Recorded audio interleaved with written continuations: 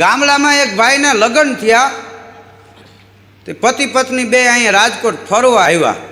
ત્યાં આમ કાલાવડ રોડ ઉપર હાલ્યા આવતા હતા. એમાં ચોકમાં મદારી ખેલ નાખીને બેઠેલો, પણ મદારી ઢોલકી વગાડે ને વાંદરી ડિસ્કો કરે. માણસોનું આમ કુંડાળું જોવામાં થઈ ગયેલું. એમાં આ બે તાજા પરણેલા ત્યાં ઊભા રહ્યા. એને થોડાક રૂપિયા ઉડાડ્યા, કારણ કે નવા હવા લગ્ન થયા હોય તો પાઇટ ઉઠામણના પડ્યા હોય ને, પાલટી જોરમાં હોય. 1 કલાકમાં ખેલ પૂરો થયો, માણસો હાલતા થઈ ગયા, તોય આ ભાઈ ત્યાં ઊભો છે. હવે એ ઊભો હોય એટલે એને ઘરવાળીને તો ઊભું રહેવું પડે. ઊભા ઊભા મદારીને કહે, ભાઈ આ વાંદરી કેટલા રૂપિયાની લીધી? મદારી હામુય ન જોયું, તો સામાન પેક કરતું. એ ભાઈ તને કહું છું, આ વાંદરી કેટલા રૂપિયાની લીધી? મદારીએ હામુય ન જોયું.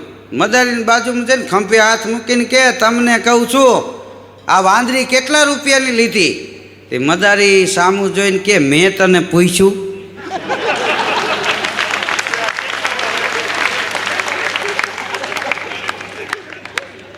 હા, લાંબી વાઇટ વાળા કહેવાય. હા, અમુક મોળા ફૂટે. હા, એક છોકરો સ્કૂલેથી ઘેરે આવ્યો ને તે રોવા માંડ્યો. એની માં કે, શું કામ રોસ? તો કે મને સાહેબે માર્યો. કે તું તોફાન કરતો હોય? કે ના રે ના, હું તો નિરાયતે પાછળ હૂતો હતો. હું હુવા ગયો જ નહીં. એક છોકરો એના દાદા ભેગો નીકળ્યો બજારમાં.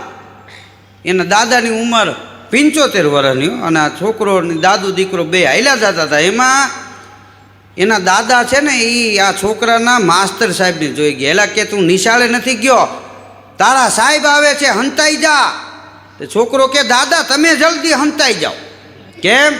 એ કે, કાલે મેં સાહેબને કીધું હતું કે મારા દાદા ગુજરી ગયા છે, હું 3 દી નહીં આવું.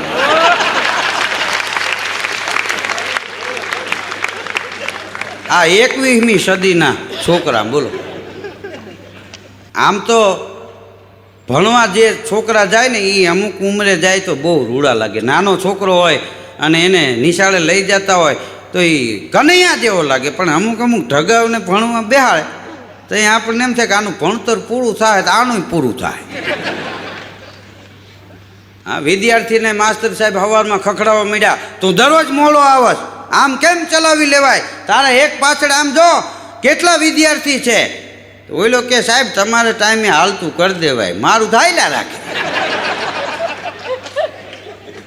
હા, મારે તો કે ભણવામાં રસ નહીં, નકામું કે ખોટો ટાઈમ બગડે. તો ન આવતો હોય તો કે ઘેરે મારા મમ્મી પપ્પા કાણી કરે, અહીં આવું તમે કાણી કરો. હવે મારે વિદેશ વહી જવું, પણ કે વિદેશ શું કરી? કે અહીં ન હાલે, એ બધા ત્યાં હાલે.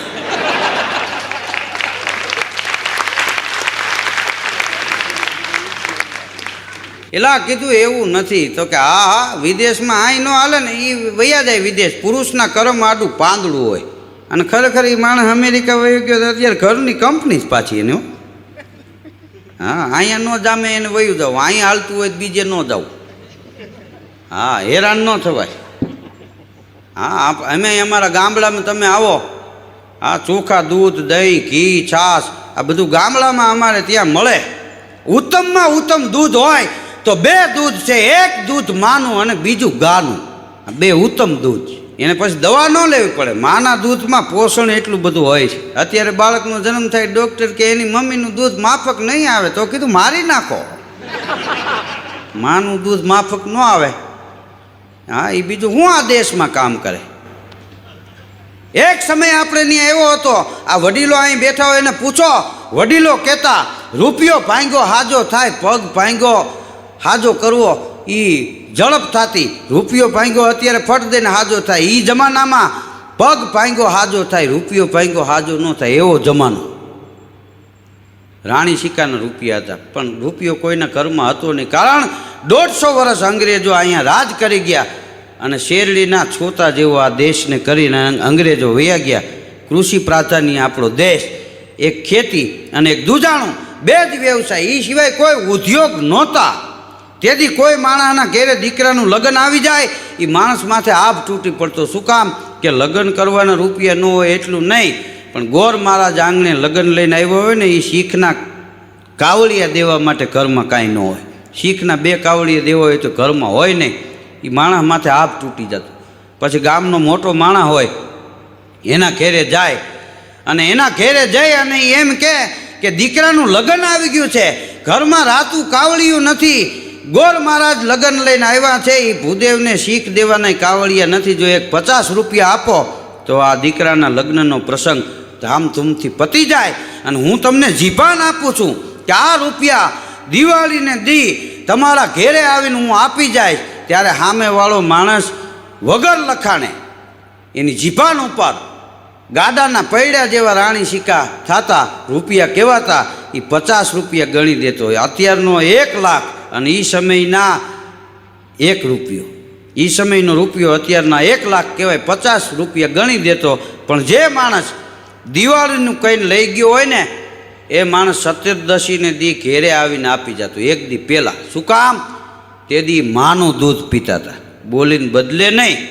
આ પછી શીશી ઉપર બૂચ ચડ્યા.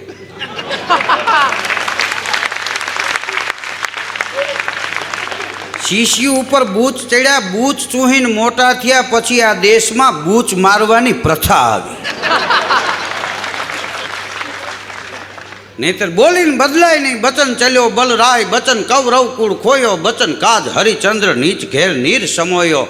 અરે બચન કાજ જગદેવ શીશ કંકાલન અર્પ્યો, અરે બચન કાજ શ્રી રામ લંક મેં વિભીષણ થપ્યો. બચન કહી કુબચન કહે, તાકી કટ કટ જુબાન કટીએ, બેતાલ કહે વિક્રમ સુનો, એક બચન બોલ કબહુ ન પલટીએ. માનું દૂધ પીતા હોય ને એ બોલીને કોઈ દી બદલે નહીં. એની જીભાન એટલે લોઢામાં લીટો, ઉત્તમમાં ઉત્તમ 2 દૂધ, એક માનું અને બીજું ગાનું. હા, તમે દિવાળી આવતી હોય અને એમ બાજુમાં બેસીને કહો કપડાં લેવા છે 3000 આપો, તો એ 2000 આપે. એનું નામ બાપુજી. 1000નો કાપ મૂકે. બાજુમાં બેસો અને માગવું ન પડે અને ખબર પડી જાય કે બેટા દિવાળી આવે છે, કપડાં લેવા છે ને, કે હા હાલે 6000 રૂપિયા 2 જોડી લઈ આવજે. આનું નામ માં.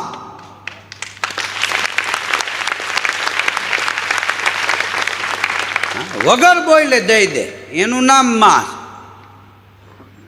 ગ્રાન્ટ પાસ કરાવવી હોય તો ગાંધીનગર ધક્કા ખાવા પડે. માં પાસે પાસ કરાવવાનું ન હોય, બેસો ને બાજુમાં બેસો ને પાસ કરી દે, એનું નામ માં.